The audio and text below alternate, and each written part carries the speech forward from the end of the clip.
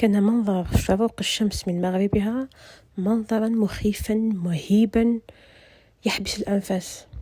كنت أعرف، أدركت في لحظتها أن كل شيء قد انتهى. أدركت أن أبواب التوبة قد أغلقت، وأن القرآن قد رفع، وأن ما كتب قد كتب وانتهى. كنت أتذكر وأحاول أن أفكر فقط: هل صليت صلوات الخمس؟ طبعا لقد توضأت، لكني لم أصلي صلاة الظهر في وقتها، لأنني كنت في المطبخ، كنت منشغلة بأمور أقل أهمية.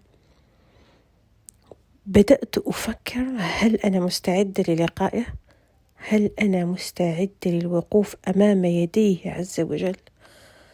كنت أرى من حولي يطرحون نفس الأسئلة، كنت أراهم يلومون أنفسهم، كنت أرى كل منهم يحاسب نفسه حسابا عسيرا، تحضيرا للحساب الذي ينتظرنا.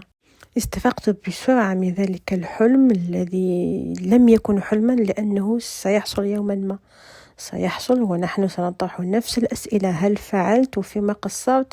وما كان علي يجب فعله. أدركت حينها أننا نعيش كالتلميذ البليد، يدرك حتما أنه ينتظره امتحان في نهاية السنة يقرر مصيره وحياته ومستقبله، لكنه ما زال يسوف.